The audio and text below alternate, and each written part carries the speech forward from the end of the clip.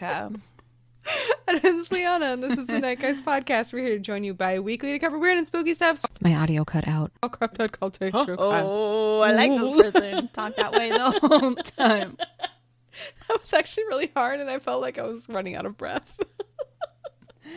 Do you someone talks like that normally, probably, right? Out of all the people in the world, at least one. I feel like the guy that played Horace Slughorn / the guy in charge of everything at Moulin Rouge did. Wait, that guy in Moulin Rouge. Yeah, he was in that. Oh my god! Now all my wires are crossing and fritzing, and I suddenly don't know faces of anybody I've ever met. No, you definitely haven't met this dude, so don't worry. No, I mean, and even those people, I can't remember what they look like. Everything is going blank. Oh no! The curtains are closing. Oh wait, no! Hold on. Okay, think about it. Rouge, so good. This guy. Oh, I'm showing her a picture of an old man. Yes. I feel like that guy totally talks like that. Probably. I wonder what he's doing. He sounds very now. blustery. Probably blustering somewhere. I see that. Your future. Cool. Cheers to that guy. Cheers, sir. We'll raise a glass. No one's done that in at least 5 years. I can guarantee that time frame. Has anybody ever? Well, this conversation started with, does anyone speak that way? And it got us to him. True. So, but my mind latches onto weird movie factoids. So does yours. Yeah, we gotta go to a trivia night. Together, unstoppable. Oh. Also, Team we have a win. new Patreon member we need to thank. Jenny, thank you so much for joining us. We're really excited to get to know you. If you so choose. If you choose it.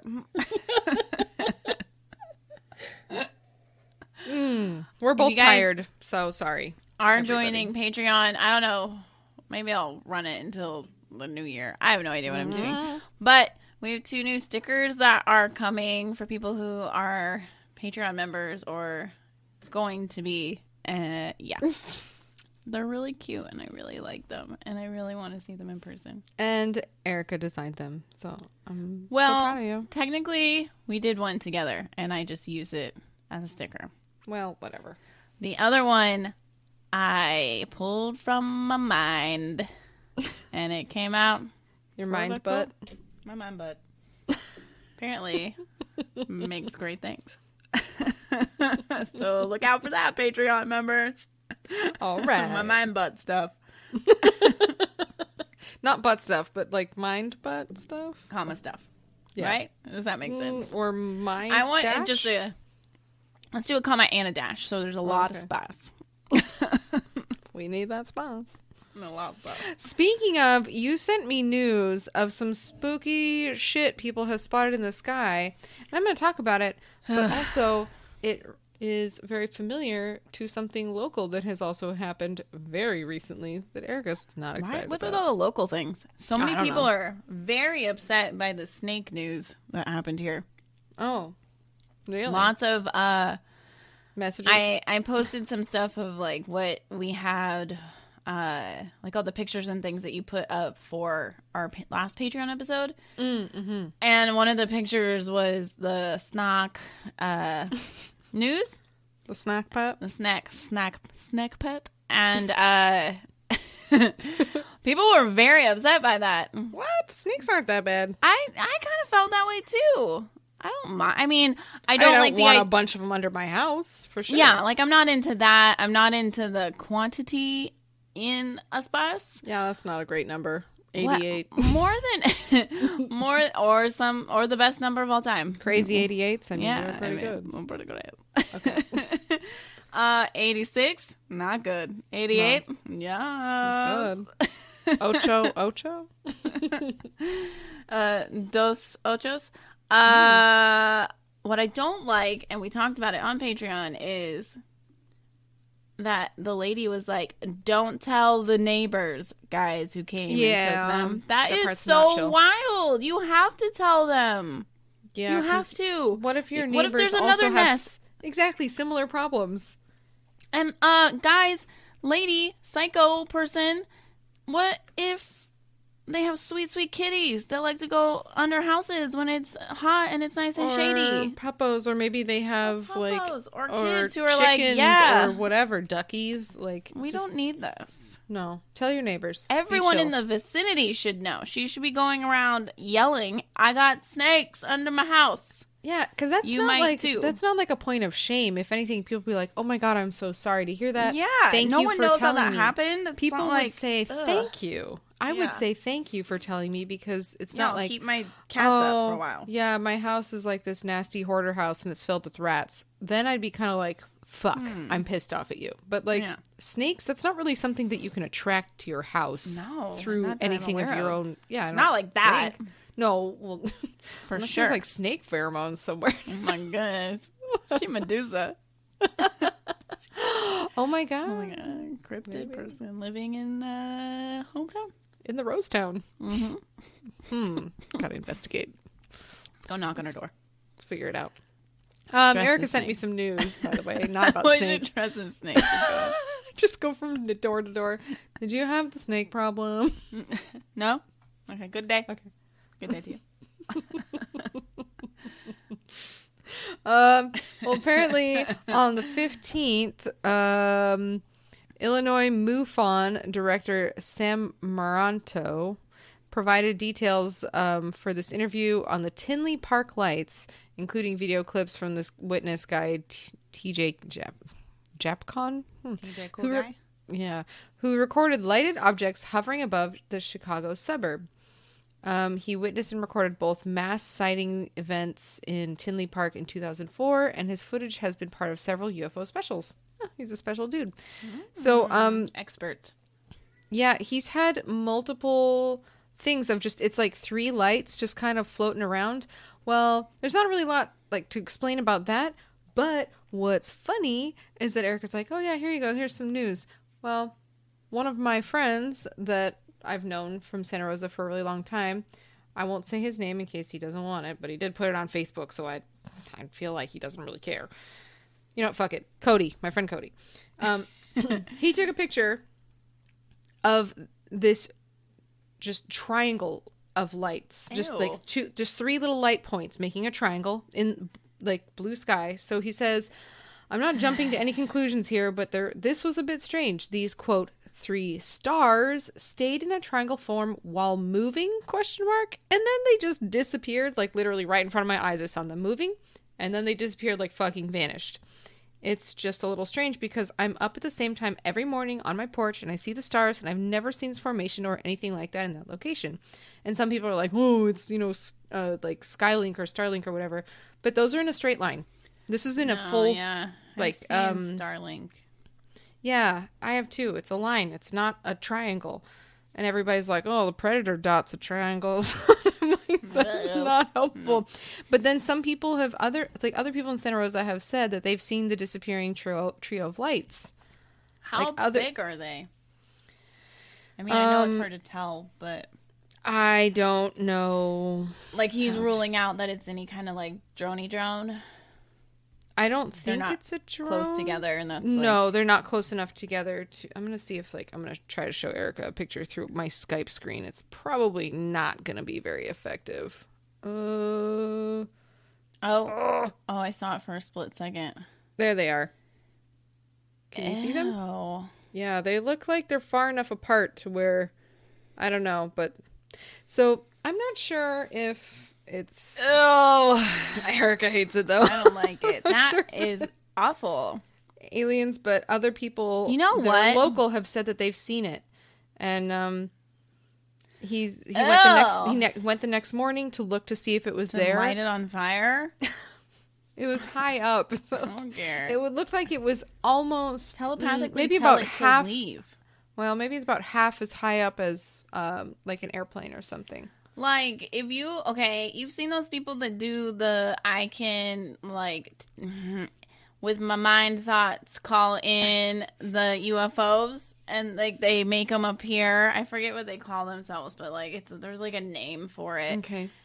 Have you heard of them? No, but this sounds horrible. I'd So hate there's that people power. who, That's like- the worst superpower. Well, no, like they're like okay. So these people claim that we can go outside and ask, think, I want the UFO, like show up. Like, I want the UFO. Show up now, and you can call them in. Is what they're saying.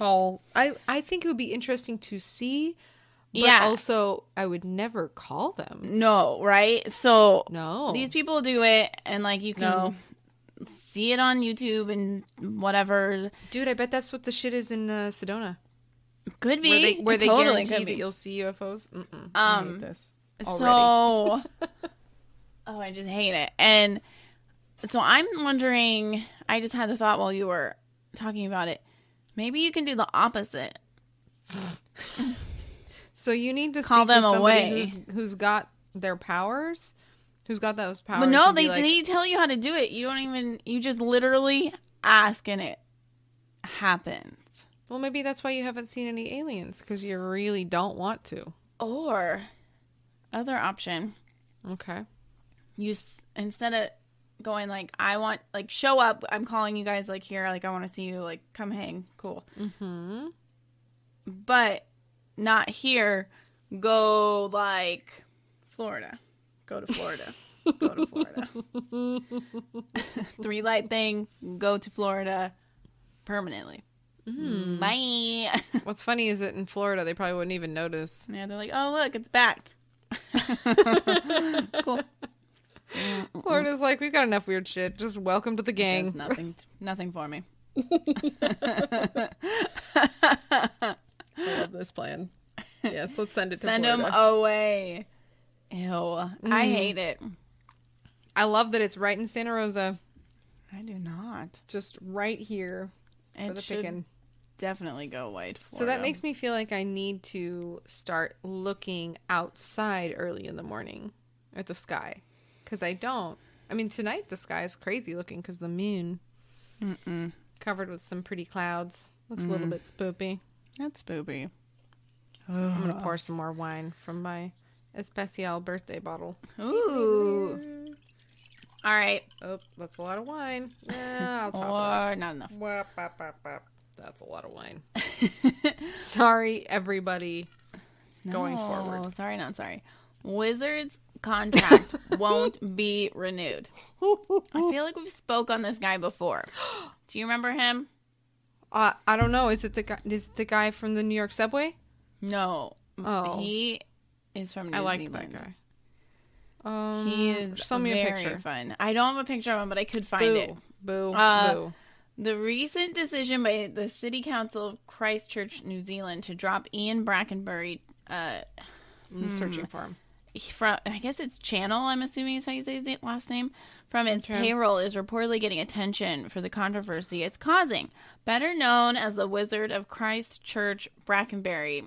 He is a local personality, popular with tourists and residents who he's become like a fixture at public events, the city's art center, and even political demonstrations. Okay. He wins. Instantly recognizable for his long beard, robe, pointed hat, and ornately carved... He's got a wizard staff. The wizard's been getting payments from Christchurch for over 20 years as a kind Wow. of living work of art with a promotional value for the city. I remember, like, whoever it was in the government, like, made a decision that he is, like, legit. So this sucks. They're making him unlegit. Very, it's like the proper word for it. All that's set to change at the end of this year, however, citing a different direction in the image the city wants to project. A spokesperson explained that the new plan soon won't include the $16,000 it's in paying him annually to provide acts of wizardry and other wizard-like services. I'd be afraid that he would, like, curse the town. Yeah, dude, for sure. So far, his reaction to the bad news hasn't involved any vengeful spells or sorcery, but he's had plenty to say about the decision. He'll continue to appear in public at his usual hangouts, he stated, Despite falling out of favor with the bureaucrats who have no imagination, that's a quote, who declined to renew his contract. They will have to kill me to stop me, he said. Good Lord. Well, I Googled him because I wanted to know what he looked like. He wears all black robes and a black hat. But I can see why they kind of canceled him. Why? He said some kind of shitty, weird things that I don't think Not you're going to like when you hear them. Kinds of things. Nope. Nothing to do with wizardry. Ah, you fool. You fool. Mm-hmm. He's no Gandalf. He's not a Gandalf. Gandalf is way too gentle. He made some remarks about women in April during a comedy show that he would, quote, never strike a woman because they bruise too easily. But apparently it was during a comedy show, so... Okay. I mean, I legit bruise super easily, but, like, whatever. Right. And then he says, I love women. I forgive them all the time. I've never struck one yet. Never strike a woman because they bruise too easily is the first thing. And they'll tell the neighbors and their friends. Then you're in big trouble, he said at the time. That's a weird thing to say. It's just an odd thing to say. It's not even funny. No, it's not. Okay. But I guess they didn't like that, and I don't know. I don't know. Interesting. All right. Yeah. I like his wizard staff. That thing is really cool. It's like this beautiful carved, looks like a root. Oh, cool. Yeah. I like it. Okay. Mm-hmm. Well. I don't know. TBD. I think his comedy was not funny. So Yeah. There's that. Hence Stick to wizard jokes, my friend. He needs to work on his beard, though. It's not very majestic. Not good.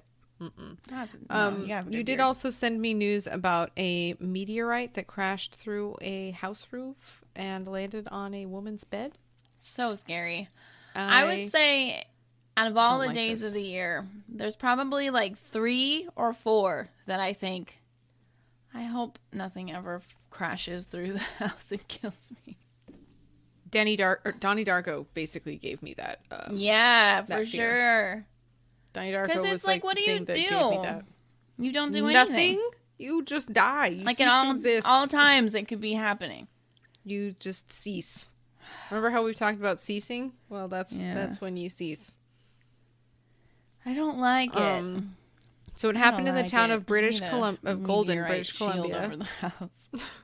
This woman named Ruth Hamilton was asleep in her bedroom, and she described how she had awoken suddenly to the sound of her dog barking and the sensation of debris falling on top of her face, which prompted her to leap from her bed in surprise. After turning on the light, she discovered that there was a hole in the ceiling directly above her bed. I've never been so scared in my life. No shit. I wasn't sure what to do, so I called 911, and after speaking with the operator, I flipped over my pillow and saw that a rock had slipped between 2 pillows. Holy shit, it missed her by inches.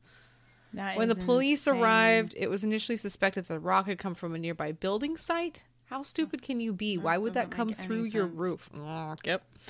However, it soon became apparent that it was in fact a meteorite that had fallen from the sky. Ew. Make it. Yeah, obviously it had fallen. If it had fallen on her head, it would have been fatal. 100%.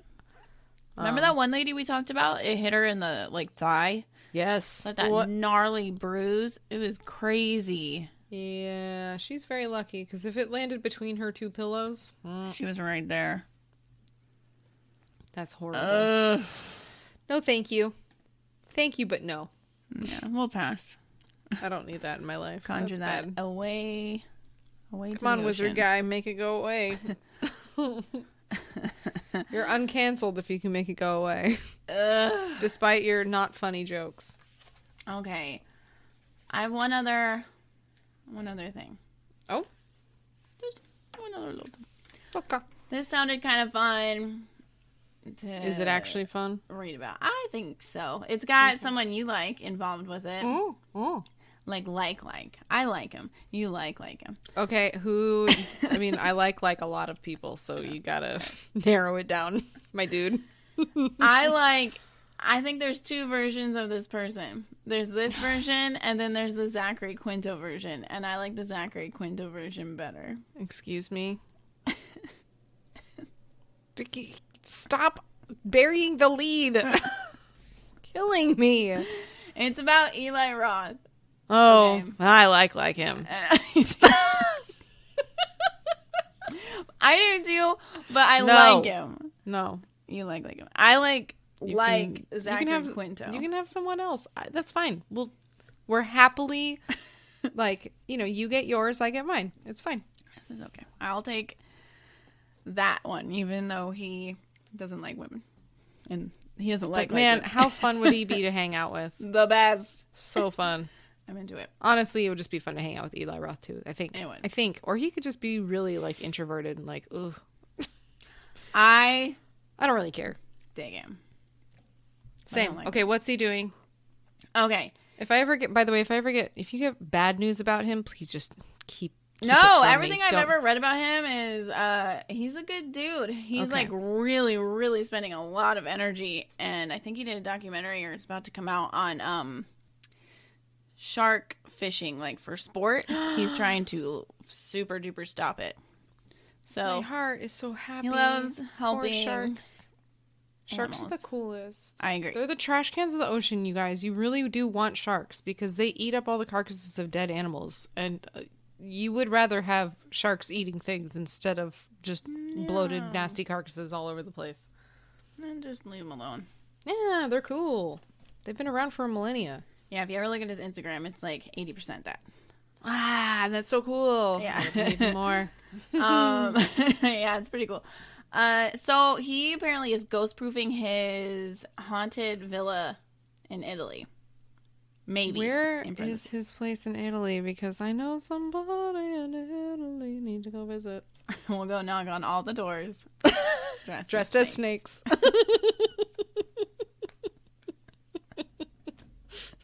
Why not? It makes sense. Kicked out of the country so We'll fast. fly there in them. They wouldn't let us through customs. They'd be like, Oh my god. Senora, Two wear snakes real- get real kicked clothes." off of United Flight or whatever. For being snakes. I would sue. Just hit How the dare you. microphone. Damn it. Okay, so he's ghost-proofing his villa. Yes. Okay, so it says a horror film master, Eli Roth, is wondering if he's tempting fate as he is stepping out of a proverbial frying pan and right into the fire, moving into a 13th century villa in Florence Oh. that was once owned by the Knights Templar. What? And where things mysterious... I didn't add words into this. And where things mysteriously move on their own. Not mysterious move, guys. Oh, a mysterious move. No. So stupid. It's so It's so mysterious move. stupid. Oh, was that a mysterious move over there? Oh, I found the article because I was trying to find. I was like, maybe they're pictures of the place. But I found the article and I see mysterious move. Mysterious move. The rap, you're stupid. Oh, God. Best known for scaring the bejeebers No. out of the audience. Blah, blah, blah. Okay, we know what he's done. He did scary movies. And he's doing the one on Discovery Plus that I'm watching right now. It's pretty good. I like it. If you have Discovery Plus, he did team up with Zach from Ghost Bros, Ghost Adventures, Ghost Bros. It's fun. Every episode is about a different haunted thing that's in his haunted museum. Okay. That was the one I told you to watch, the first episode that's about a dollhouse.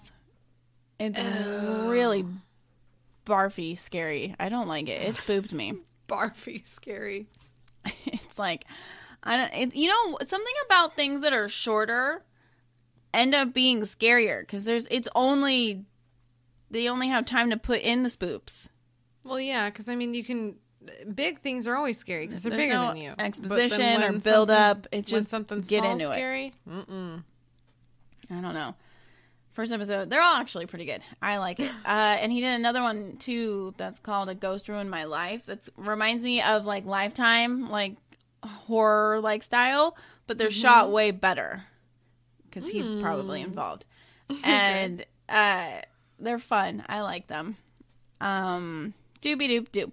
So He says, I don't know if I'm pushing my luck here. I just moved into a 13th century villa in Florence, and my wife was like, we have to sage the house now. Yeah, makes sense. Saging or smudging is a Native American ceremony to basically rid bad energy.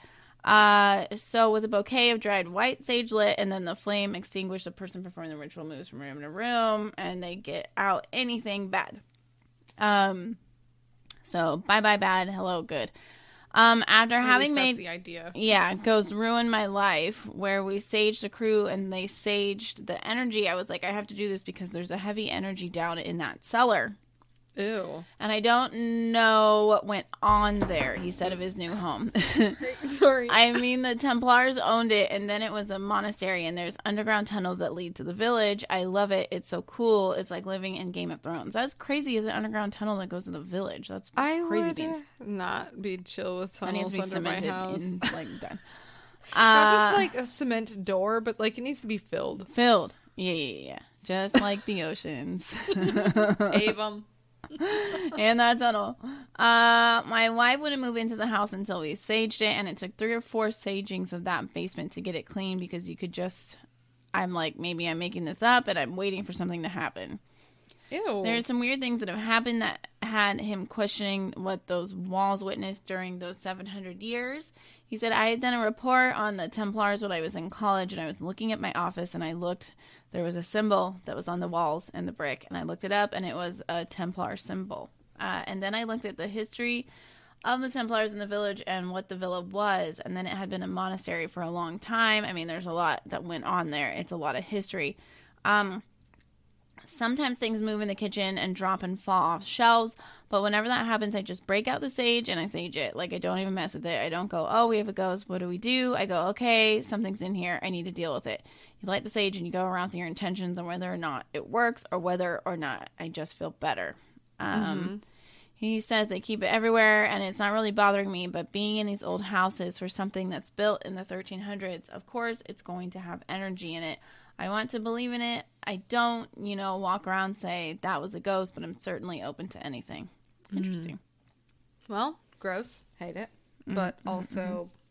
Good for you. I mean, good for you for protecting your butt. One must always protect the buns. Buns are important. They are. It's what you sit on. And where would we all be without our buns to sit on? Nowhere. We'd be standing. For people with no buns, or if they can't sit on their buns. Oh, Not man. good. My heart goes out to you. Okay, so Erica came up with this brilliant idea. She let me borrow this book that she has. By the way, Harley has been rubbing his face on this book. I cannot stop him. So if I have to buy you a new copy, I will do that. I don't care. It's fine. Probably smells Rui on it. I don't know, but my cat has been rubbing his face on it to the point where I think he drooled on your book. So I'm really sorry. That's okay. But it's called Monsters Among Us, and Erica told me to read it, and I was like, sure. And then I didn't, because I didn't want to go buy a book, so she let me borrow it. And it's by Linda S. Godfrey. And we're going to read a couple of chapters because she has been sent, and she's just collected these absolutely fucking insane stories that are not things that I've ever heard online. Like, I've never read these. I've never heard of these stories. Like, because a lot of these people I feel like are not ashamed, but they're like scared to even share them. So they just figure this is like more anonymous, because they're just able to kind of share it with somebody who's like, sure, I'll publish it. And also not share who the fuck you are. Dude, totally. Yeah, a lot of these people in her books, because she has like quite a few that she's written. She gets a lot of dogmen stories, are kind of like the majority. It just kind of ended up that way. I think she's been on TV a couple of times and on Coast to Coast, and she's fucking cool. Yeah, and a lot of the times that she's on things, she like kind of blew up when she did the Beast of Bray Road, which is like a werewolf dogman, crazy stories, sightings, and I think that's why people send a lot of those to her, because they remember her from that and being on TV talking about it. But, yeah, like you were saying, a lot of these people are anonymous. when they write her. And a lot of these people are like people who have families or good jobs or just, or like been going about their life doing nothing that involves anything like a dog man or Bigfoot or whatever. And you don't want to, they need to tell somebody because it's kind of a burden, but they don't want to have the burden of feeling crazy. Yeah, well, what's nice is that she also has conversations with them. Like, obviously, this is a book, so we don't get to hear the conversation, but she will talk about the questions that she asked them and the stories that she shares. Like, this first one, I think we should do the Torrance one first. Okay.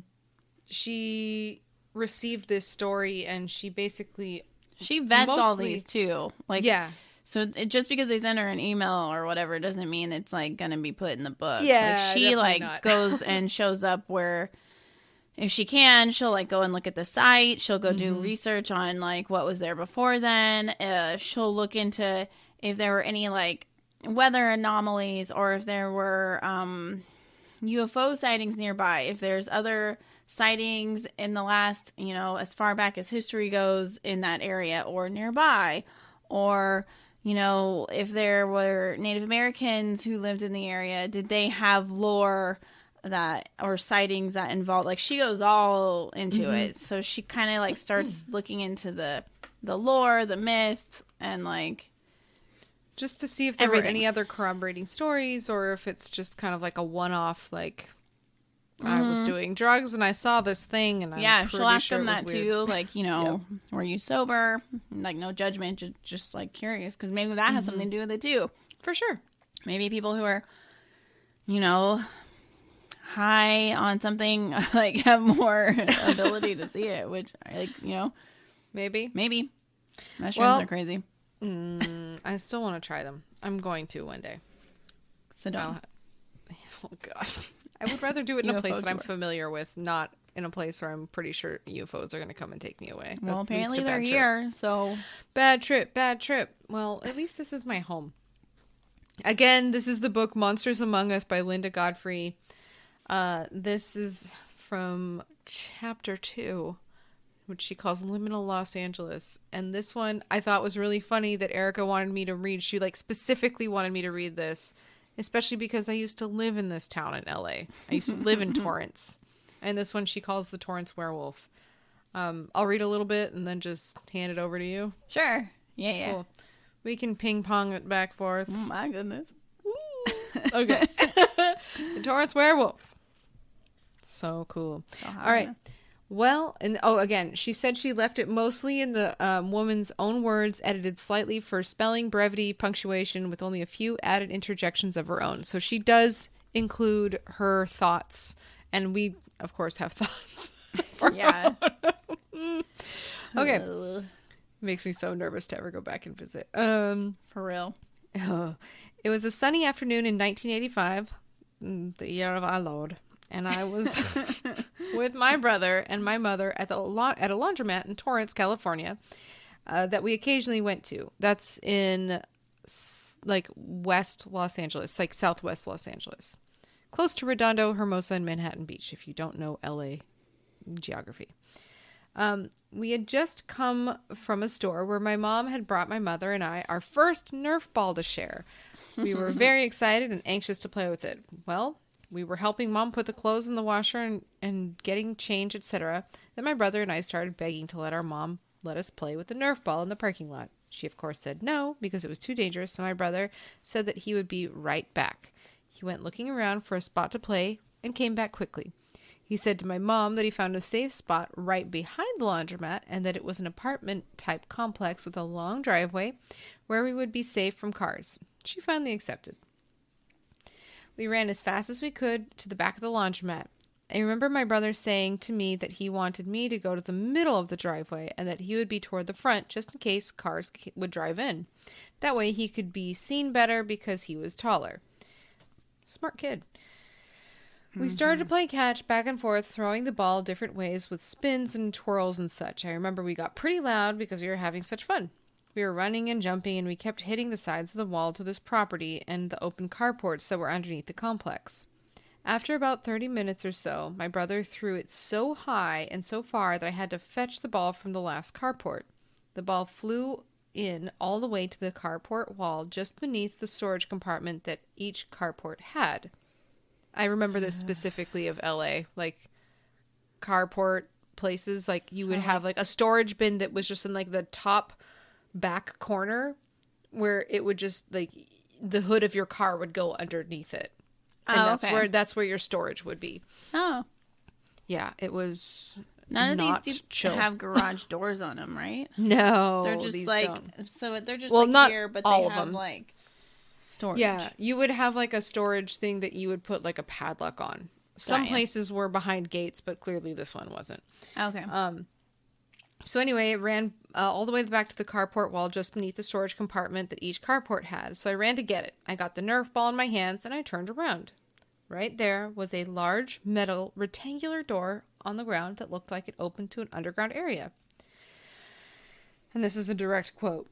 Well, there was a man that lifted the door and popped a little out from underneath this heavy, thick metal door, and it was propped on sort of on his back, neck, and shoulders, to where I could only see his upper body. It was at that moment that I was freaked out and afraid. I was told to never talk to strangers. I was told constantly to never trust anyone but my mother, brother, and grandma. I wasn't allowed to go anywhere alone, so I was very frightened and stood still looking at the man. Oh. Yucky. The door was heavy, so it seemed as if he couldn't get enough strength to get all the way out of it. Thank the Lord. Ugh. My only way to get past him was from the sides, because this door was directly in the middle of the end of the carport, facing outward. So he looked at me and said in a rough voice, "What's all this noise? Why are you making so much noise? What are you doing? Why are you here?" I didn't say anything. I just stared.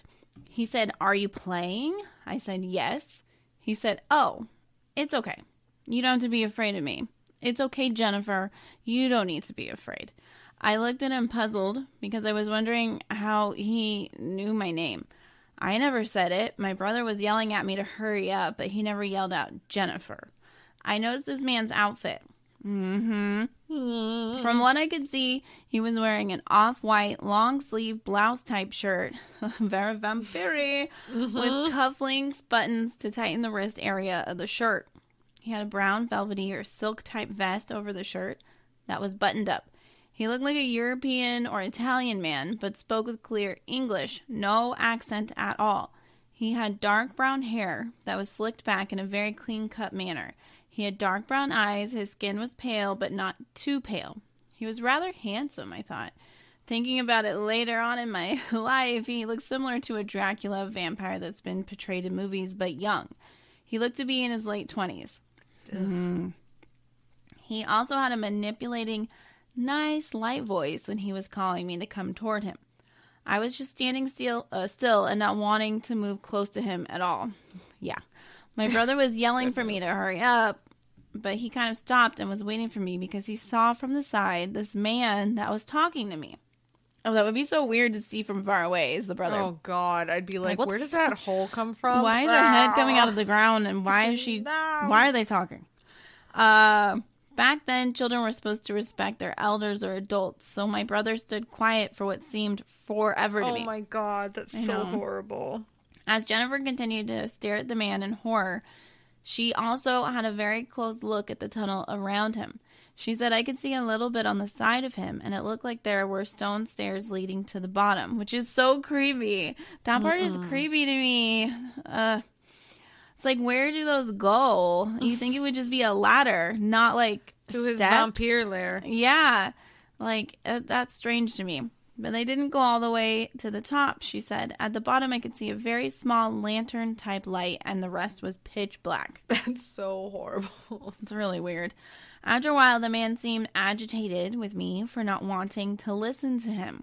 He then started to say, "Oh, no, not now. Not right now." Loudly. I was getting even more frightened because I didn't understand what he was talking about or who he was telling this to. All of a sudden, he didn't look too good. He was sweating pretty bad.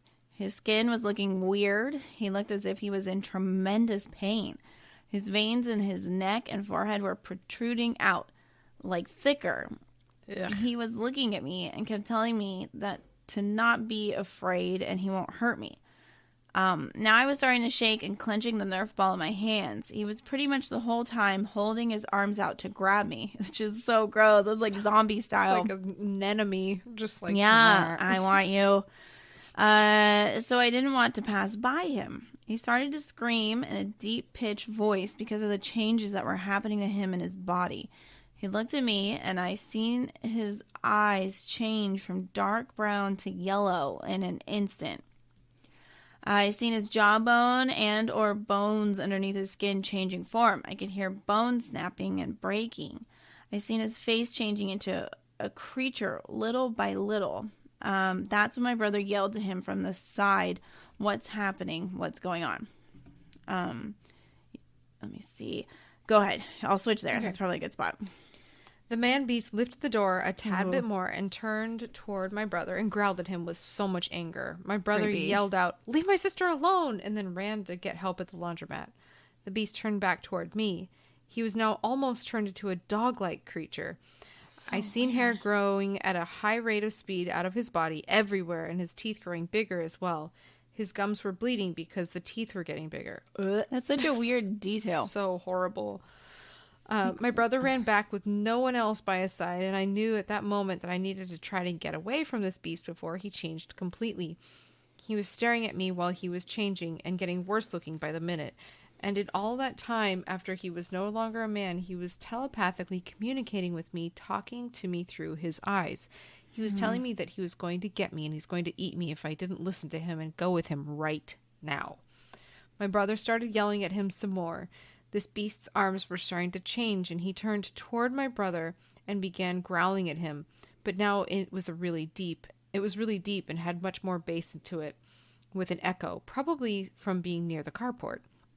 As he turned toward my brother, I see my brother motion with his hands for me to come toward him. I right away make a run for my life toward my brother. The beast grabbed my ankle tightly, but I managed to slip away from his fingers that were turning into longer, more strong nails or paws of some sort. Also, his arms had started burning and smoking in a way that, because of where he was grabbing me, his skin was hitting the light, so he couldn't even hold on to me for very long. I grabbed beside the carport wall for support, probably left gashes in it. I ran to my brother and never looked back because I was afraid I was going to he was going to completely turn into this wolf dog Doberman type creature and bite me. My brother grabbed my hand and we made for a marathon run back to the laundromat. My mom was still doing laundry and we were pleading with her to just leave the clothes. We were yelling at everyone. That made me so sad. I know. We were yelling at everyone in that whole place to leave and go get in their cars because we saw a mad dog creature. They looked at us like we were crazy, including our own mom.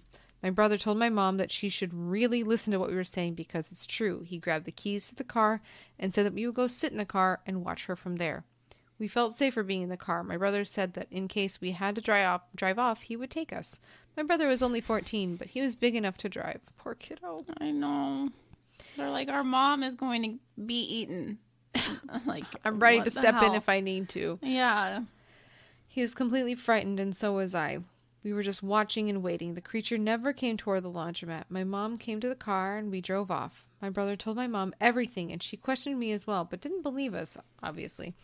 She stopped going to the laundromat because of what we said, though. And she also asked us later about the Nerf ball. I told her I left it. She was curious as to why we left it, knowing that we had just gotten it, and that we had waited so long to be able to buy it. She also saw pinkish marks around one of my ankles that had her wondering for days. Later on in my life, I asked her about the incident. She said that she remembers how frightened we were, how we were shaking, but she still doesn't believe us, I think. I questioned my brother about it in front of my husband, because my husband knows, along with my daughter. My brother pretended that it was nothing and that he didn't want to talk about it. So this is the author saying, Jennifer said that her mother never did believe what they saw, even though she always remembered how the pair were crying and shaking as they told her about it. Years later, at a family gathering at a park, Jennifer's brother waited until her husband was out of earshot before he would talk to her about the incident. Do you want to continue? Yeah. I know. My husband later left the park to go watch soccer players, said Jennifer. My brother walked over to me in front of my mom and daughter and said, Jenny, what you and I saw that day was real. It was crazy. That guy was a creature or madman of some sort, but he said we can't tell anyone about our experience because they will think we are nuts. I said, well, as long as I know the truth, that's what matters most. I told my own family so that they know things like this do exist and to be careful. I thought that part made sense too. Same. You would, right? Yeah, like if you've experienced something like that, you can be like, you don't have to necessarily believe me, but please understand that I believe these things are real. Just be on the fucking lookout, yeah, please. If you see this, I've been here. Get away. It's bad. Jennifer remembers exactly where the incident took place and what the apartment complex looked like. I omitted the street address and business names to protect the privacy of current residents, but here's a description of the neighborhood. Each apartment is treated as an individual home with their own parcel numbers and such. It happened toward the back of the driveway area at the last carport. The laundromat that is next to this property is on the corner of a small shopping center with stores. The stores that I remember being there in the 80s at the time of this encounter were a liquor store, a bicycle shop somewhere toward the middle that I'm not sure if it's still there or not, the laundromat, and a really good Mexican restaurant. She also remembered that there had been a mortuary in the vicinity and that the neighborhood was about 2 miles or so from the beach. It's a long drive to that property from her present home in LA, but she made the trip with her husband and daughter in 2013 to show them where it had happened. They found the laundromat without problem, she said, but she could not bring herself to get out of the car. Poor thing. I know, right? So many years later, her husband took a few minutes to walk around the area by himself, but saw nothing out of the ordinary.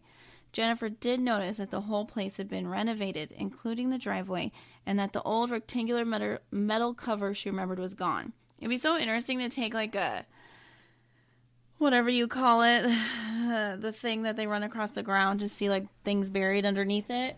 They use it for like, you know. Well, LA's got all kinds of pockets and holes because there's so much shit underground. But like stairs. No, I don't want that. I don't want it. Maybe he got sealed up. I'd be okay with that. Cement. Is pave it. Someone finally did. It sounds like they listened. We're like, this hole sucks. Well done. The carports now had doors so that they now appeared to be garages. It was like it never existed, she said. Or like someone knew it did and covered it up. Yep. Paved it. Maybe they're a relative of mine and I don't know it.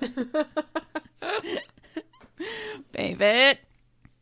Jennifer added, I have to tell you, this place was something that I wanted to erase from my mind. I never wanted to go back to it or remember the fear that I felt. The last few years have been rather difficult for me because I want answers as to what I had seen. I could never really understand and still don't. I still don't know why my brother can live with not trying to understand such a horrific experience. Yeah.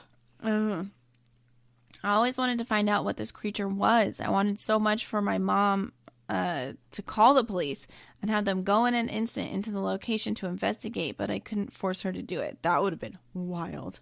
I would love for that. Well, then, like, what if the thing just disappeared? Like, what if the hole disappeared? But I feel like she could at least her mom would have seen that there was a door. At least there's that. What if the door was gone? Ugh. Anyway. Weird. I wish she could have talked later to the people who park there. Oh my God. I'd like to know them. It's that guy. What have you seen, sir? Mm-hmm. Is that like a relative of yours that became like a werewolf and you're helping him? You forgot to feed him? Because they seem hungry and agitated.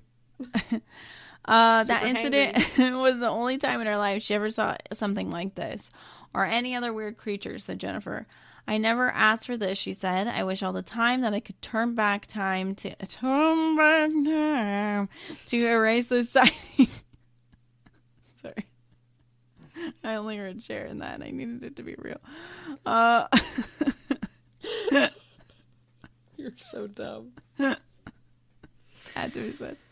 Because now that I have my daughter, it makes me worried. Yeah. Oh my god. What else could there be more of these creatures underground right below suburban neighborhoods? Yuck. Jennifer's recollection of the stairway and lantern made me wonder what kind of tunnel or underground space might normally open into an apartment complex parking lot next to a busy strip mall. It's true. It is weird, but who knows? Maybe it makes it hide in plain sight. I asked my husband, who happens to be a civil engineer specializing in wastewater management. That's convenient. Convenient, yeah. Exactly. What he thought about her description of the stairs. Maybe that's why she married him subconsciously. She's like, you will know the answers to questions. Relative. And about the rectangular metal door. He confirmed that rectangular doors or hatches are indeed used in certain applications and that they have hinges unlike round manhole covers to prevent the lids from falling in. He also thought that given the rectangular hatch and the location, perhaps the stairs may have led to either a storm drainage or utility access tunnel. And everything Jennifer described checked out to the smallest detail. Don't like that. I don't like that at all. That's weird. She should get like some city blueprints or something. Go to the library. They got to be there, right? Give me some old shit. I need what to this place looked like before this. Show me tunnels. Yeah. She says, I was able to locate and view the exact site of her encounter by using online satellite maps which showed the parking lot and former carports arranged just as she said they were. The laundromat, by the way, is now permanently closed. In addition, my friend and colleague, Sanjay R. Singhal, happened to be in Los Angeles on family business at about the time I finished interviewing Jennifer, and he took a drive to the neighborhood of that Torrance laundromat. He found the strip mall, the apartment buildings, the mortuary, and everything laid out as Jennifer had described. He's like, and the Mexican food was really good. Phenomenal. Thank you for that recommendation. Oh, burrito sounds so good. I'm not even hungry, but burritos, always. Always, always, always, always. Just love burritos. Okay. He also confirmed that the parking lot had been redone and that the carports had been remodeled, all exactly as she'd reported after her visit back to the scene as an adult, and took photos. He didn't see any metamorphosing lichens, nor did he observe any hatches to underground facilities, but neither did Jennifer when she went back. The details of location and environment seemed true and logical, but then what of the werewolf-like creature encountered by Jennifer and her brother? As I've said earlier, I've always tended not to believe stories that describe dramatic transformations or other sensational aspects. Most encounters with upright canids, according to eyewitnesses I hear from, are quick and rather simple events. Motorist sees creature, motorist realizes creature is not your normal forest animal, creature dives for cover, motorist speeds away. It's also true, though, that over the years I've received a handful of accounts from other self-described werewolves who claim that they can do exactly what Jennifer said this tunnel popper did. Tunnel popper. I like that.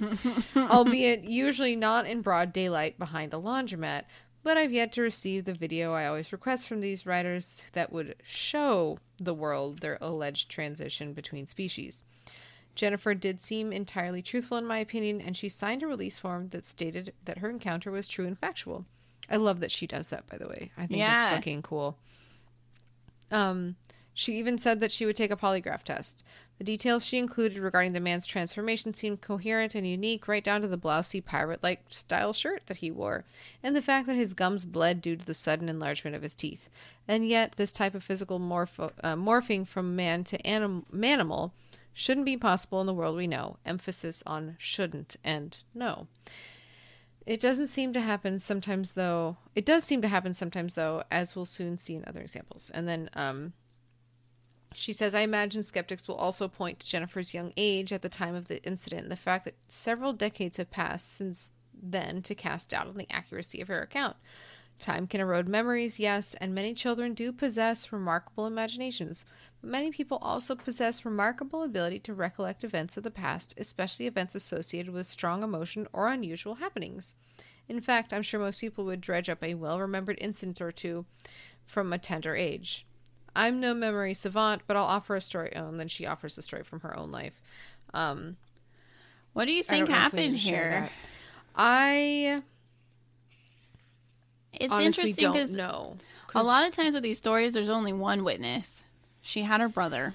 Yeah, the fact that there were two witnesses kind of makes it a little bit creepy. And the fact that her brother wasn't like right there experiencing it the same way that she was, but he still confirms it. Like he could see it from far away. So it wasn't like an illusion or like her seeing it wrong.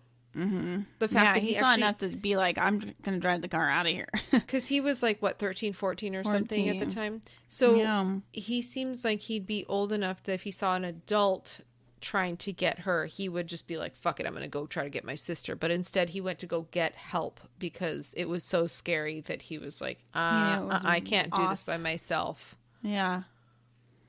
My main question is, I would love to know the person who parked there. Or even the apartment complex manager. Yeah, I would definitely try to look that up because the corresponding place, like she described, she said that each house was treated almost as its own domicile. So you would easily be able to figure out who lived there and whose carport that was.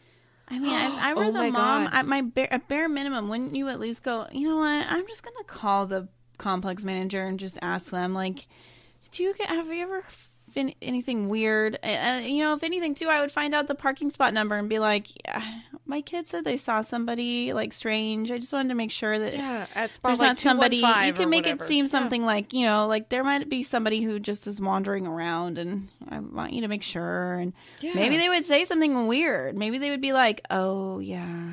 Be like, oh yeah, that's the tenant that's paid like 10 years in advance in cash or gold doubloons. Only out at night.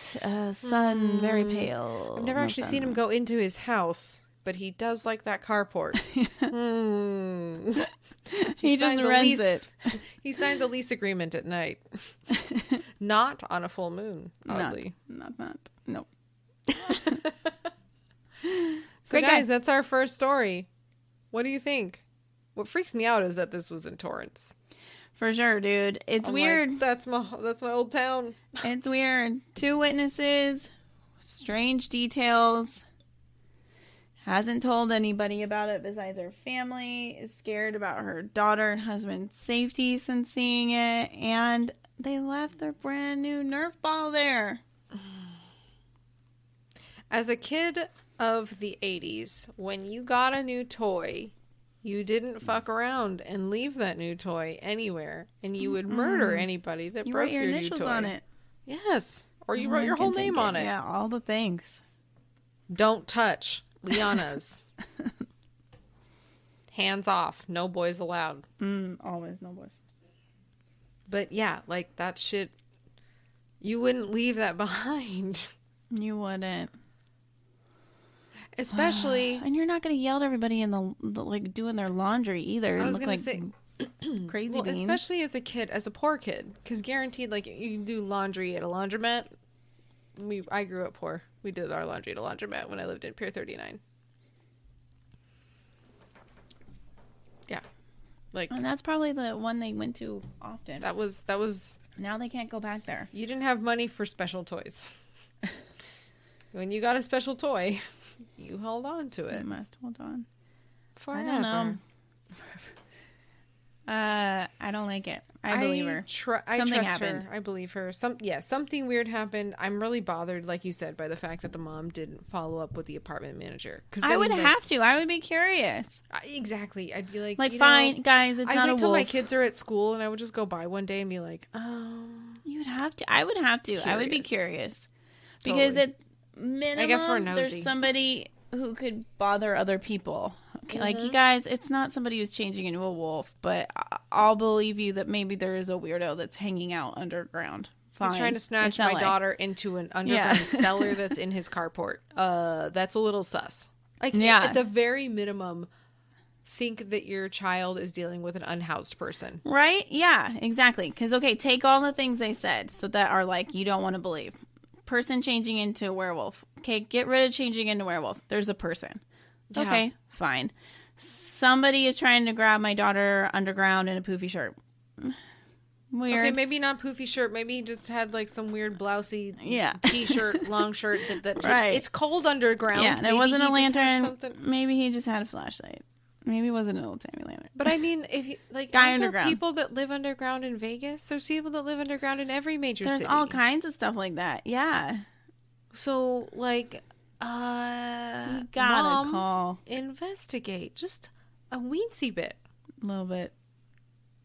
Weensy, would. weensy. You gotta.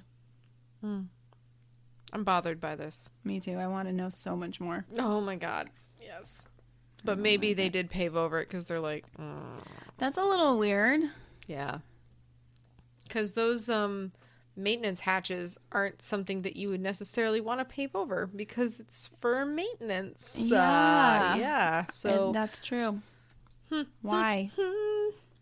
So, to be quite truthful, I haven't read this story, so I'm really terrified. Oh, fun. It's a doozy. So our another one? Or another. I'm just gonna keep It's either here drinking nor my there. wine. It's It's or. almost gone. Another. Oh no! You can start this Okay. one, All right. Oh, I'm excited. This one's wild. Very wild. guys. Somehow They- more wild. They investigate this one at the end, too. And, not good things. Not good things. This one's called the Church Lady Monster. It's Man, not it's that special. special. Exactly. Okay. Theorizing about these cases would be a more straightforward task if every werewolf transformation report included tunnels, lights, or other anomalies, but unfortunately that's not so. Still, a trans-species transformation in itself is still worth examining. Here's one that And was sent bless to me. this lady for doing it. Really, for real. To me in mid-April of 2015. It's an eye popper. This multi-witness event occurred in 1992. Not in some dark tunnel, not in a Los Angeles park, but in what I would have thought the least likely of places. A Baptist church in a small Midwestern town in the middle of a Sunday worship service. Oh shit! Crowded. That's a lot of witnesses. Yeah. Because this is such a sensitive incident, the main witnesses are providing their names, contact information, and a few other more specifics to the publisher, but they spoke to me only on one condition, that she leaves it totally anonymous. Of course. I will add that the related information they gave me has all checked out as factual. A pleasant, religious couple in their 60s, I'll call them Ken and Sarah, witnessed this event from a close, almost too close, vantage point, along with more than 200 congregation members. That's a lot of people, like my dudes. 200 peeps. A lot That's of people. Sunday morning. I cannot imagine a more incredible pair of witnesses. Ken is a Vietnam vet who worked in the construction industry for many years. Sarah, a homemaker, worked part-time as a maintenance person at their church at the time of the encounter. I interviewed them several times online, by phone, and in person. The building where this incident occurred no longer exists, and the land has changed owners several times, said Ken and Sarah. Strange. Suspect, perhaps. They also wish to keep the town's name confidential. Like, they want it all unknown. Nothing That gets worries out. me. Yeah, I expect not everyone will be able to accept as fact what these very sober and solid citizens claim to have witnessed, but I have not been able to find any hint of deception in their accounts. They agree on the appearance and actions of the phenomenon involved. They never changed a word of their statements, always answered my questions to the best of their ability, and did not overstep when they weren't sure they could remember any particular thing accurately. With a story like the one you are about witness. to read, yeah, witness credibility is paramount. The following is a combination of written and oral comments from Ken and Sarah. Ken wrote, "What I want to tell you about is a creature that actually came out of a woman in a small little church about 25 years ago in morning service. The church was occupied with about 225 people, and the sermon was being given by a minister. He was on stage approximately 20 feet from the front row pews where this woman sat. Ken and Sarah thought the woman was middle-aged and said they didn't know her because she had been attending for less than a month. That day, she sat quite close to Ken and Sarah's family. The rows of pews were arranged in a semicircle, so big-ass church, which gave all of the parishioners a better view of one another." Oh, well, 225 people, that's a lot of people. Well, for some reason, my eyes were drawn to this lady, Ken said. I didn't know why then at first, but just the same, I could sense there was something strange about her. She was a big-boned, nothing beautiful, rude, and she had this very strange grayness about her. I was sitting in another row of pews with my family, just about 10 feet from her. Ken said he sat closest to the woman, with Sarah on his other side and the children next to her. Sarah said that she also found herself paying particular attention to the woman. It seemed like that Sunday was a weird Sunday, she said. She walked in and sat near us. For some reason, she kept drawing my eyes to her. The woman had dark hair and very ordinary features, said Sarah. She wore a white shirt and black slacks. Although there was nothing especially memorable about her appearance, Sarah noticed that she seemed to be fidgeting a lot. Suddenly, the unthinkable, the inconceivable happened. Ken continued. Our minister had just wrapped up his ending and had closed the sermon and had left the podium to go sit with his wife and family. For him to do that, he had to walk past this woman. As he grabbed his Bible and papers, he stepped down off the stage and proceeded toward her when all of a sudden she stood up, let out a blood-curdling scream, and began to literally contort her head and body. My God. Now, I had never believed in such things, but on that day, right then, I saw the real thing take place, as did my wife and everyone else who was in the morning service. As she contorted, suddenly, she just changed into a hideous creature. I mean, she just transformed into this huge, beastly creature, similar to what people might call a wolf, but actually wasn't. This creature that came out of her was quite large. It stood on hind legs and roared a roar that would have made a lion cower.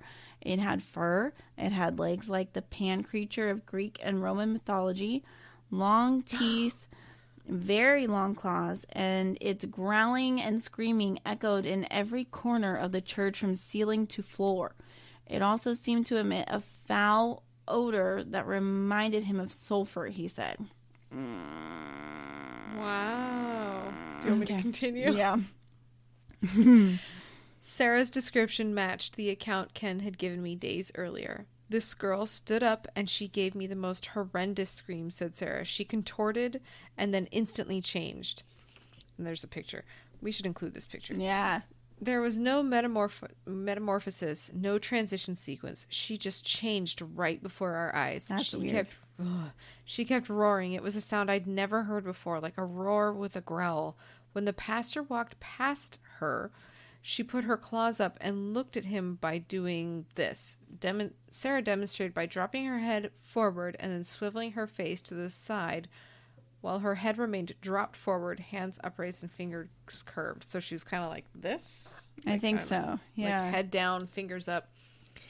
It had to be a supernatural change, not physical, Sarah continued. Her face was not a dog face. It was more like a baboon or dog-faced monkey face. Interesting. The eyes were solid black. The teeth had grown 4 inches. Her body was more muscular than anything I'd ever seen. It was massively built, with big shoulders and chest that came down to a narrow waist, then muscular thighs. The bottom part of the legs were thin, more like a deer's, and they ended in cloven hooves about this long. Sarah made a gesture with her hands that indicated a size about 5 to 6 inches. She remembered that the woman had been wearing shoes, she said, but there was no evidence of the shoes or the white blouse or black slacks, just gray fur that covered her head to toe. There was also no tail. The roaring went on for several minutes, said Sarah. Ken said, as it stood there, just looking at the church people, we knew that this thing was evil. It appeared mad, appeared very angry, frenzied, as if it were in a protective stance. Its arms were extended from about its waist as it had long, sharp claws. I will never forget its claws or teeth. The fangs were as long as the ones on this kind of deer in Vietnam. There are certain species of deer, such as the muntjac, that have long fangs. I don't know about that. Scary. No, it didn't get physically violent, but it's possible it could have. No one moved. We all just sat there. As we began praying with the rest of the people, my daughter said, Mom, what is that thing? My wife said, don't look at it. She's having an epileptic fit. No, Mom. No. My 18-year-old daughter replied, Mom, that's no epileptic seizure. Yeah. Yeah. Good job, child, being the level head here. No. Sarah added to that her daughter also said, "Do you think I'm stupid?" Really? I like her daughter. Ken expressed his own fear of the entity. When she was screaming, you could hear that and this guttural noise from deep inside her throat from every part of the church. He said, "If this hadn't occurred in a church, I believe there would have been violence." The first to react to the roaring creature was the minister. He stopped and held out his hand, said Ken. He said, "Satan, you have no authority here." I feel like I need a accent. "Satan, you have no authority here." That's when she really growled. She began to pant as if debating fight or flight. This thing just stood there for what seemed like the longest time, and then one of the ushers, Tom, walked up behind it, and he grabbed it and took it down onto a pew. Tom. Wow, that guy's got bows. Bolas. 4 other ushers came up and then helped Tom out. They wanted to see what would happen to Tom. Okay, we'll help him. They're like, okay, he's got it. Okay, we can help him now. There was an enormous scream, and just as fast as it had reared up when it came, it was now gone in an instant. Tom was half lying, half sitting there in the pew with this woman in his lap almost. The woman had returned to her normal appearance, including clothing, said Ken. The group of ushers then half carried, half dragged the unresisting woman into another room. She looked dazed, said Ken. I have a feeling that was an understatement. Gross. I asked Ken and Sarah gross. whether the congregation was fleeing in panic by the time. I'm sure I would have been considering that option if I were in their place. Side note, I would have bounced as soon as I saw that. I would have been like, we're going. Yep. Sitting there and praying for some random stranger, I'm not going to do. No, we must leave now. Peel out.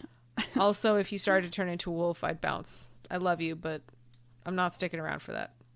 Rude. I'll remember that when I am a wolf. You would do the same thing, so... You would do the same thing. I'll go full Tom. I got you. Down, beast. About why you carry a whip. Yeah. For these moments. So as far as the couple knew, everyone stayed put until the woman had been removed from the sanctuary. That town you would be is kind nuts. of scared to move, I guess. Like, no, I don't know. The desire to flee at all times. I'd be a little curious, but I would need to go. After they took her out, people were saying, "What was that? Did you see that?" Yes, we did. We did.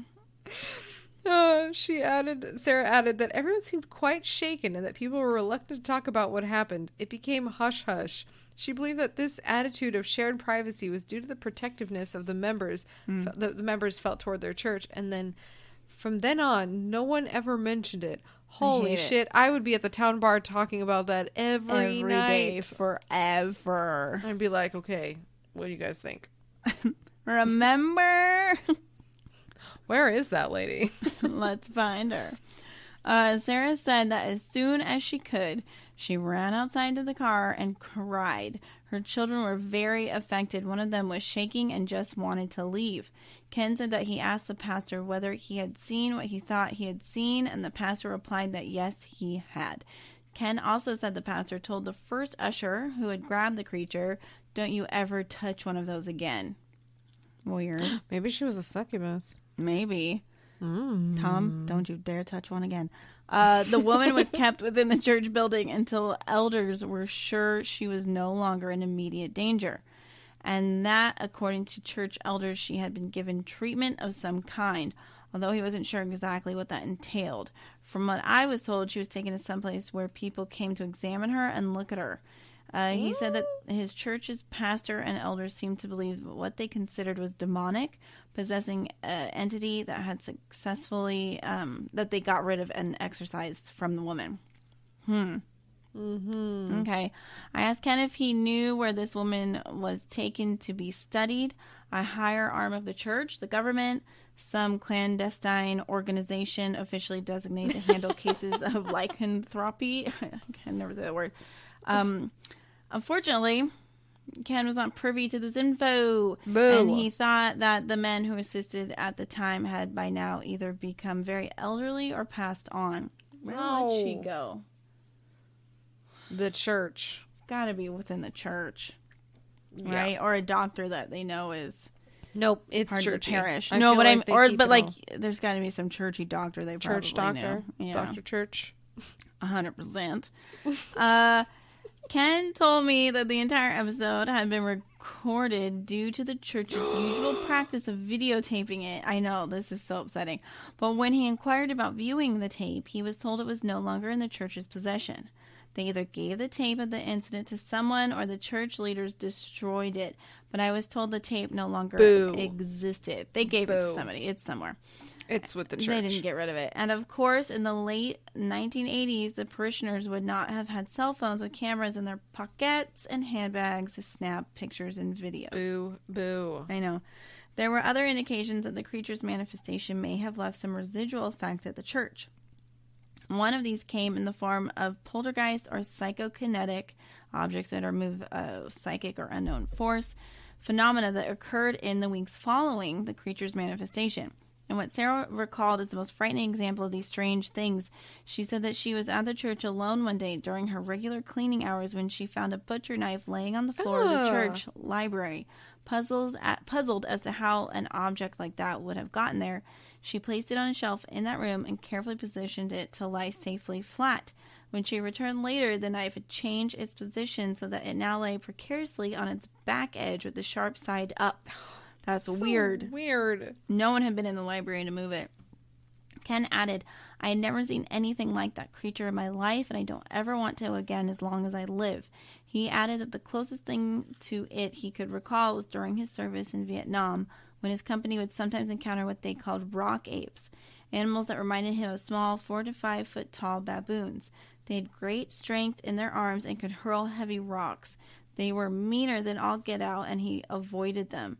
They ran on all fours but would stand up to throw rocks. The creatures Ken described are considered unknown animals or cryptids and have been reported by numerous other Vietnam veterans.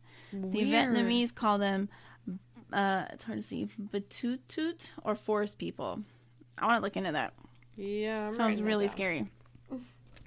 But what it was, we still to this day do not know, Ken continued. It was not a guardian spirit, and we know that it wasn't human, but a demon of some sort. The thing about this, the woman it came out of, we didn't see her physical body after this thing came out of her. What produced it, what caused it to come out, we figured it was a confrontation between good and evil right there in the church. It is weird. I would like to know what she looked like after they hauled her off and they couldn't see. I'm just curious. I think she went back to her. It's weird. They make some other points. It's, I don't know. Do you think we should keep reading? Yeah. There's a little bit more. All right. So he says, what I saw in that church that day was, I believe, a satanic manifestation of a demonic entity. It was real. It was possessing her, and it may have been demonstrating it had power. What I know is whatever these creatures are, they're real. Either I'm nuts or they're real. Fair enough. Ken provided a very meticulous sketch of the creature. Ooh, page 61. Oh, that's what we saw. He did a good job. Yeah. Drawn especially for this book, and we'll take a picture of it so you guys can see. And Sarah agreed that he captured its likeness accurately. He had no problem with that because the sight was engraved on his mind, said Ken. The woman evidently left town after the incident. Guaranteed she was just locked up in some church hospital forever. Ken and Sarah didn't know where she had gone, and they didn't have any other contact with her. They also moved away not long after, and the congregation soon disbanded. Weird. The pastor left as well. Weird. I did contact him, but before I could ask any questions, he gave only a standard-sounding statement that he never discussed former pastoral duties. I have no idea whether he suspected what I intended to ask him, and I do know that maintaining congregational confidentiality is a common ministerial practice. Boo. Mm-hmm. I feel like as long as you're not sharing, like, someone's confession or something like that, or like, if it's something that was witnessed by a bunch of people, that's It dumb seems to a little share. weird that I would want to call other, peeps, see if they give the same answer. I had also hoped to talk to some of those other witnesses, but the congregation, as well as the case of the elders, had been composed of many mature members that Ken and Sarah thought were now either quite elderly or dead or had moved elsewhere. The couple did ask the few people that they were still in touch with if they remembered what happened that day, but the only replies the members gave were either that they recalled nothing specific or some variation of what happens in the church stays in the church. Weird. Well, that's shady. Yeah. I can certainly understand that. Well, she's more understanding than we are. It's entirely conceivable that people of strong faith all agreed on the best policy for such a situation could and would keep mum about such an event. And on a more practical note, they probably also have realized that the story would probably be scoffed at by anyone who wasn't there. With the videotape of the service given away or destroyed, there was not a shred of hard evidence that the woman's transformation really happened. That reluctance may also have been due to the fact that most of the congregation didn't have a front row seat, noted Ken, and therefore couldn't clearly see what was going on in the very front of the church. Ken and Sarah just happened to have a chosen pew that gave them the most advantageous view of the woman. Everyone else's view was further diminished by the tight knot of ushers that quickly encircled the beast. Okay, but there would have been people that saw. Absolutely. It's weird. She has like 3 guesses as to what it could have been. Yeah, so where did it come from? So that still leaves us asking where and how this manifestation originated and what exactly it was. Both Ken and Sarah felt that the creature was somehow came out of the woman and enveloped her in some instantaneous and supernatural manner. What I'd like to know is where that person's clothes went, said Sarah. Right. And yet the couple agreed that the wolf appeared completely physical right down to its claws and cloven hood hind paws. The fact that the front and rear paws were different is interesting in itself. It was able to scream at a deafening level and maintain the form for several minutes, including the 30 seconds or so that elapsed between the moments when the first usher, quote, took it down onto a pew, and then when the others helped restrain the thing. Only at that point did the gray fur, huge muscles, long fangs, and claws vanish to reveal the still-clothed woman, leaving no trace of any wolfish appearance. There was no way to discern whether the woman consciously wished the transformation to happen, and, in fact, the odd twitching Sarah reported makes me think that the woman may have sensed that the event was imminent, and she was trying to fight it down as she sat there during the sermon. I'm wondering if this happened to her at home, and she was like, "Oh, no." Go to a church. Or who knows, maybe something weird happened, and it was the first time, but maybe someone did this to her. Yeah. I don't know. And she got desperate. Yeah. I'm going to read the rest of it until the next little section. Okay. So if this amazing changeover did happen as Ken and Sarah say it did, then we can conclude that that portals and secret tunnels aren't necessary for the manifestation of strange and frightening creatures on our earthly plane. The unwelcome visitors can simply use human bodies as their trans-world vehicles. The beast, after all, seemed able to manifest physically according to its own will, disappearing only when forced to by 5 very brave ushers and a pastor's rebuke. The idea that human beings may sometimes form active connections to other worlds isn't my own.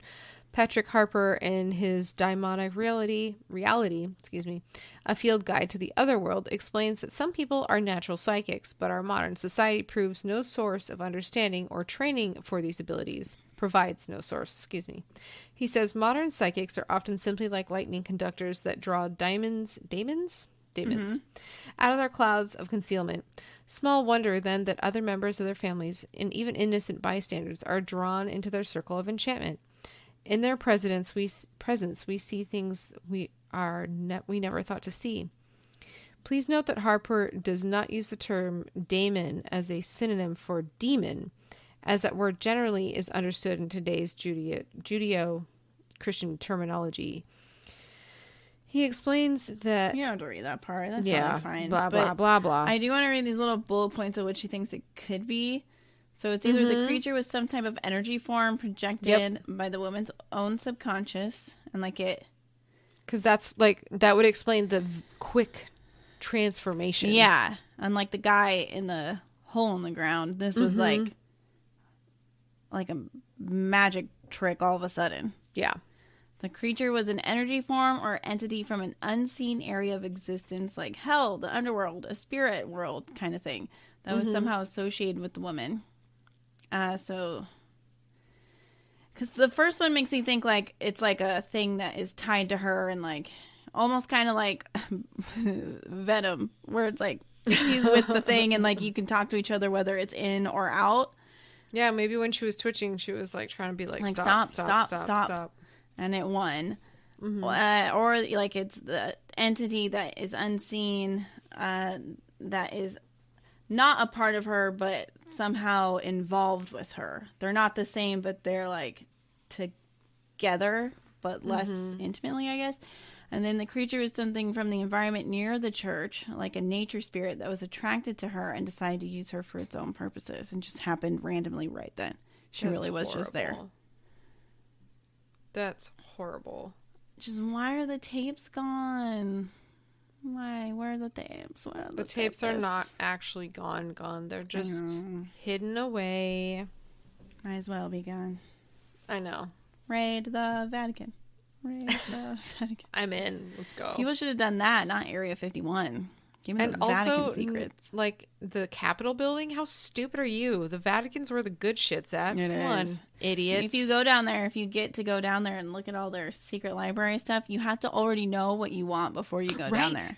I remember when we discussed this on our Vatican episode. How do you know what's down there? How do I would like I want the videotape from from the church that I don't know the name of at this time during this place. It's filed in the C section under the numeral 8.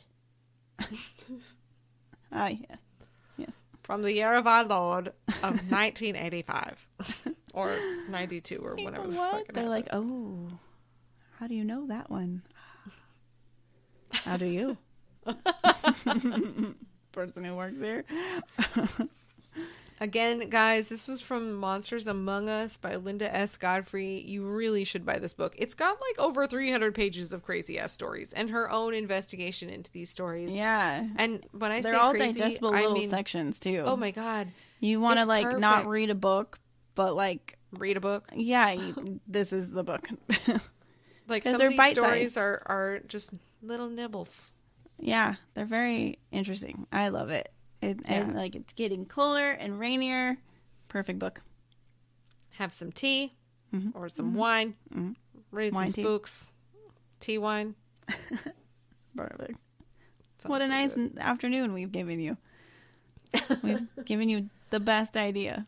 Grab a blankie and some sleepies. Your kitty or puppy. So good. Or a turtle, if that's what you've got. Or bunny. Great. Oh, bunny. Yeah. Shout out to guys, bubbles. Hope you enjoyed. Erica saved the day by suggesting this topic. Champion. That's what I do. That's what I do. Just save things. Also, if you are a Patreon member, I believe this from Saturday? We think. We think Saturday we're going to be doing a Zoom Halloween party. Hopefully our costume comes in they time. Better fucking come, DHL. Get your shit together. Get it together. I'm so just irritated this one that package. They're tracking. All the others I don't care about. Just this one. Just this one. It's so important. It's really important. Very important. Very important. Well, guys, join us hopefully on our Patreon. Yeah. It'll be a good time. Yep. And also, if you do join on our Patreon Zoom call, don't feel like you have to really be involved. If you just want to watch and just hang out, you don't have to be video chatting with everybody. No. Don't feel obligated. That's the part that I feel like we really have to express. Like, you don't there have to talk and be stupid. You don't have to talk. You don't have to. But if you want to, you are absolutely welcome. If you need to tell us that you think Dandy is dreamy, then please tell us your thoughts. But we don't understand. I need to hear more about that. I want to understand, though. How did he get undandy? How did he become more dandy? But less dandy? Less dandy made him more dandy.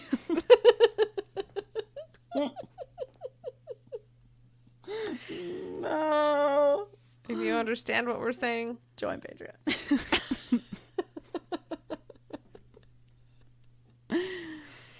Yep. All right, guys. Well, thanks for joining us. We hope you enjoyed some spooky stories. Spookies.